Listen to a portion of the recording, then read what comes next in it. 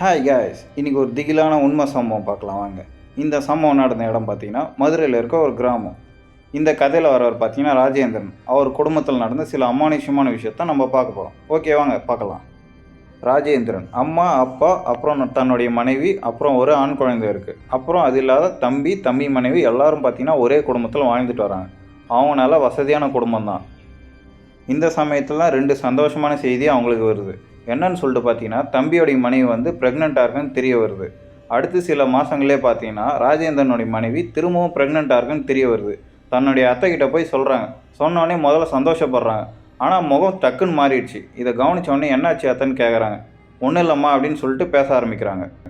நீ போய் ரூமில் இரு, ராஜேந்திரன் வரட்டும், நம்ம எல்லாரும் பேசலாம் அப்படின்னு சொல்லிட்டு அவங்க கிளம்பி வெளியே போனாங்க. ஒரு கொஞ்ச நேரம் கழித்து பார்த்தீங்கன்னா ராஜேந்திரன் வீட்டுக்கு வராரு. வீட்டுக்கு வந்தோடனே மீனாட்சின்னு சொல்லிட்டு பேர் சொல்லி கூப்பிட்றாரு. அப்போ அவங்க அம்மா வந்து, இருடா உங்ககிட்ட ஒரு விஷயம் பேசணும், நான் அப்பாவையும் தம்பியும் கூப்பிட்றேன், மீனாட்சி ரூமில் தான் இருக்கான்னு சொல்லிட்டு பேச ஆரம்பிக்கிறாங்க எல்லாரும். தம்பி கேட்குறாரு, என்னாச்சும்மா ஏன் எல்லாரையும் கூப்பிட்டேன்னு சொல்லிட்டு கேட்குறாங்க. அப்போ அவங்க அம்மா சொல்கிறாங்க, அது ஒன்றும் இல்லைடா, மீனாட்சி வந்து திரும்பவும் மாசமாக இருக்கான்னு தெரிய வந்திருக்கு. வீட்டில் எல்லாருக்கும் பயங்கரமான சந்தோஷம். இருடா அதில் தான் சிக்கலே இருக்குது. உன்னுடைய மனைவியும் மாசமாக இருக்காங்க, இப்போ மீனாட்சியும் மாசமாக இருக்கான்னு சொல்கிறா. அதில் தான் ஒரு சிக்கலே இருக்குன்னு சொல்லிட்டு நான் உன் பெரியம்மா கிட்ட கேட்டேன்.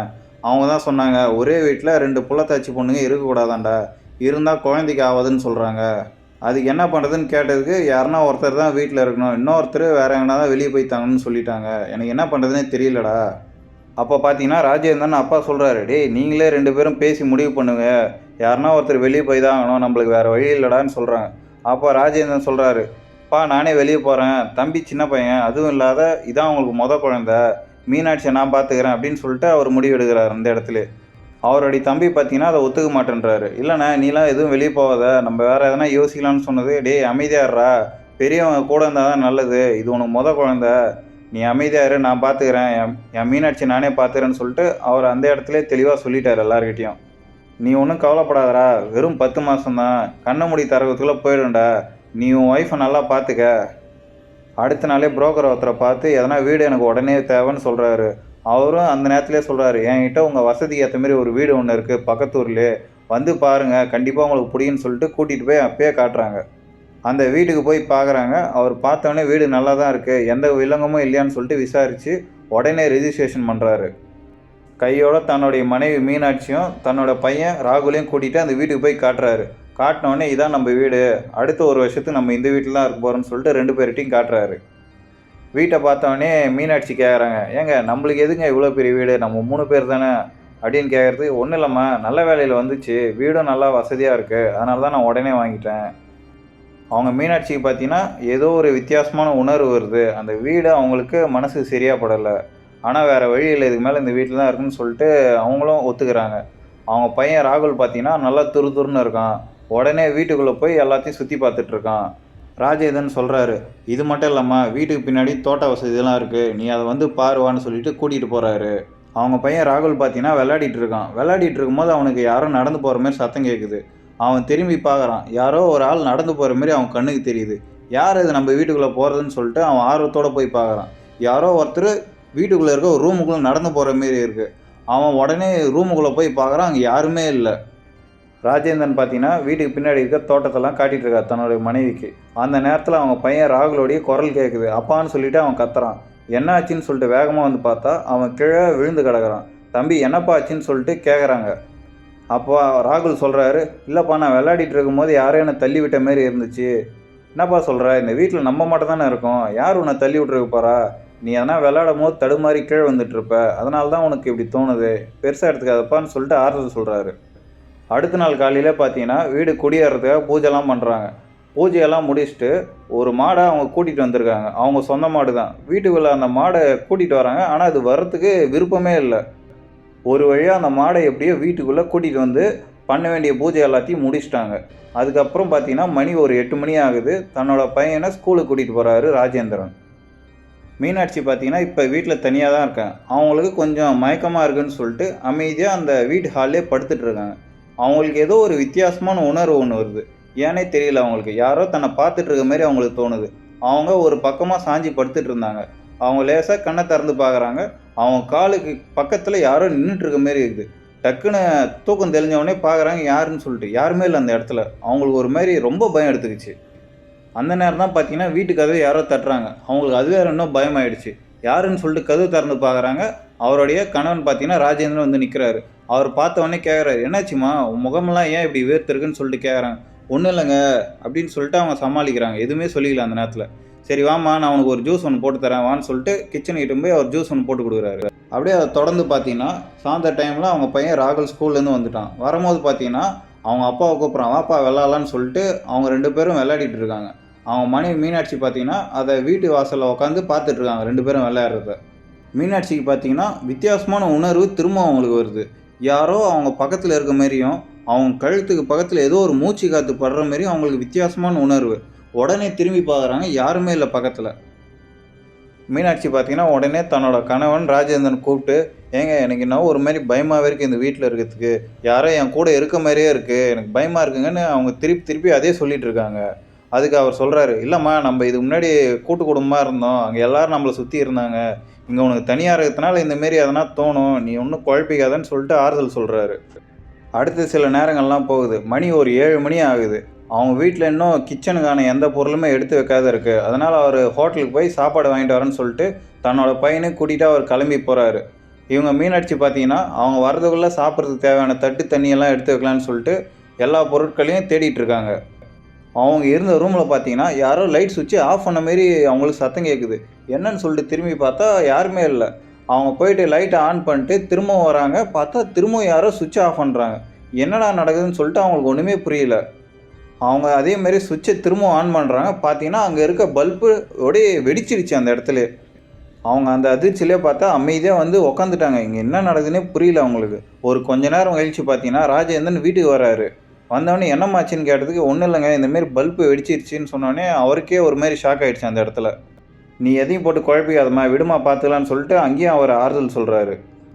அவங்க 3 பேருமே சாப்பிட்டு தூங்குறதுக்கு போயிட்டாங்க. அவங்க பையன் ராகுல் மட்டும் ஹால்ல படுத்துட்டு ஃபோன்ல கேம் ஆடிட்டே இருக்கான். அவன் கேம் ஆடிட்டே இருக்கும்போது, யாரோ லைட் ஸ்விட்ச ஆஃப் பண்ணிட்டாங்க. ரூமே இருட்டாயிடுச்சு அவனுக்கு.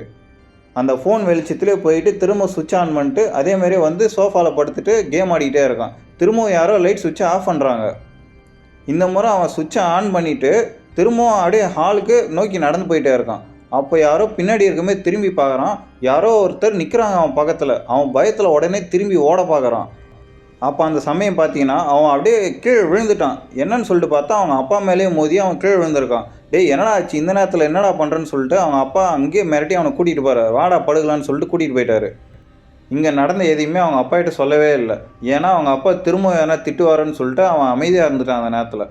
3 பேருமே பார்த்தீங்கன்னா, பெட்ரூம்ல தூங்கிட்டு இருக்காங்க. அப்ப மீனாட்சிக்கு வந்து ஒரு வித்தியாசமான கனவு ஒண்ணு வருது. கனவுல என்னன்னு தெரியல. அவங்களுக்கு ஒரு மாரி ஒரு அழுகுரல் கேட்குது சத்தம்.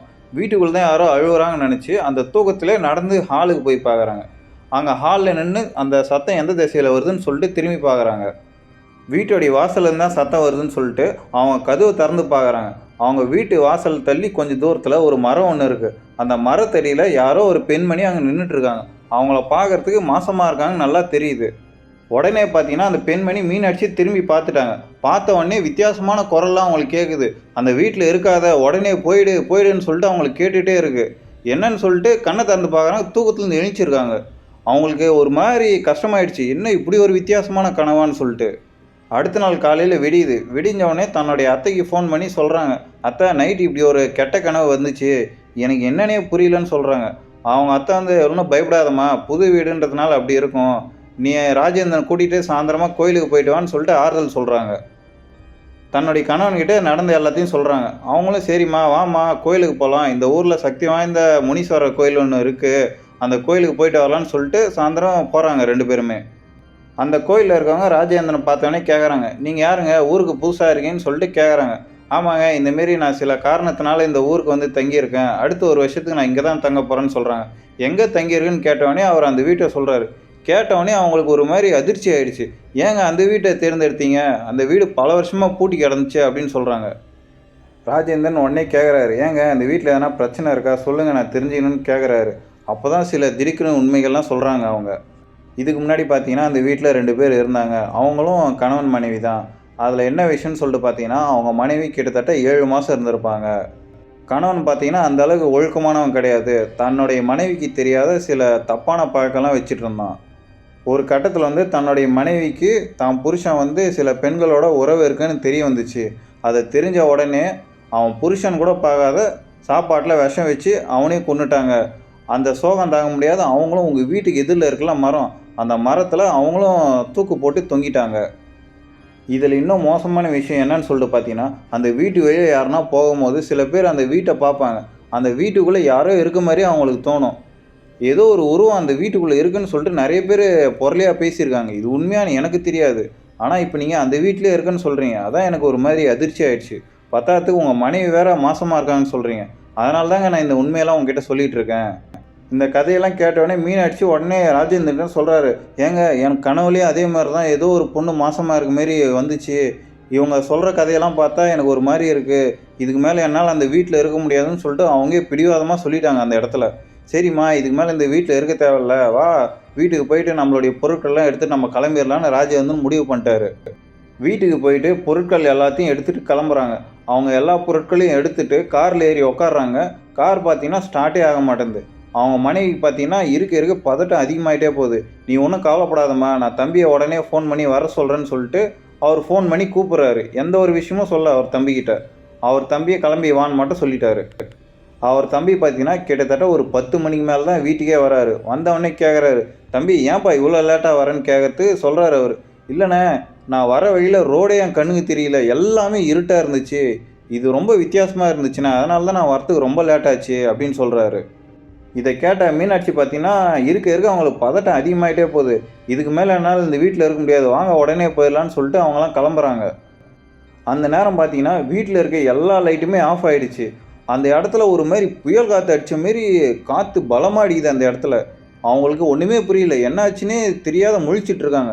அப்போ உடனே மீனாட்சி பார்த்தீங்கன்னா அவங்க முனீஸ்வரன் கோயிலேருந்து ஒரு கனி ஒன்று வாங்கிட்டு வந்தாங்க. அதை உடனே பூஜை ரூம்லேருந்து எடுத்துகிட்டு நடு ஹாலுக்கு வந்து நிற்கிறாங்க. அவங்க மனசுக்குள்ளே வேண்டிக்கிறாங்க, முனீஸ்வரா எங்களை எப்படியாவது காப்பாற்றுங்கன்னு சொல்லிட்டு வேண்டிகிட்டே இருக்காங்க. அந்த நேரத்தில் ஒரு வித்தியாசமான சத்தம். அதை கவனித்த ராஜேந்திரன் வந்து, என்னடா ஏதோ சாட்டை சவுண்டு மாரி கேட்குதுன்னு சொல்லிட்டு கேட்குறாரு தம்பிக்கிட்ட. அந்த சத்தம் வந்த உடனே பார்த்தீங்கன்னா அங்கே அடிச்சிட்டு இருந்த காற்று அப்படியே அமைதியாகிடுச்சு. அந்த நேரத்தில் உடனே பார்த்தீங்கன்னா 4 பேருமே கார் ஏறி வீட்டை விட்டு கிளம்பி போயிட்டுருக்காங்க. போயிட்டுருக்கும்போது தான் மீனாட்சி திரும்பி வீட்டை பார்க்குறாங்க. வீட்டு வாசலில் பார்த்தீங்கன்னா யாரோ ஒருத்தர் சாட்டையோட வீட்டு வாசலில் நின்றுட்டுருக்காங்க. அந்த காட்சியை பார்த்தீங்கன்னா மீனாட்சி மட்டும் பார்க்கல, அவங்களுடைய பையனும் திரும்பி பார்க்குறான். அவன் உடனே அவங்க அப்பா கிட்ட சொல்கிறான், அப்பா யாரோ அங்கே நின்றுட்டுருக்காங்க பாருங்கன்னு சொல்கிறான். ஆனால் அவங்க கண்ணுக்கு தெரியல. திரும்பி அவங்க தம்பியும் பார்க்குறாரு, அவங்க கண்ணுக்கும் தெரியல. அவங்க உடனே அந்த இடத்த காலி பண்ணி தன்னோட வீட்டுக்கே போகலான்னு சொல்லிட்டு போயிட்டுருக்காங்க. அப்போ வந்து மீனாட்சி சொல்கிறாங்க, இல்லை நீங்கள் வண்டி என்னுடைய அம்மா வீட்டுக்கு விடுங்க, அங்கே போனால் தான் சரியாக இருக்குன்னு சொல்லிட்டு அவங்க சொல்கிறாங்க. சரி வேறு வழி இல்லைன்னு சொல்லிட்டு அவங்களும் கிளம்பி போகிறாங்க.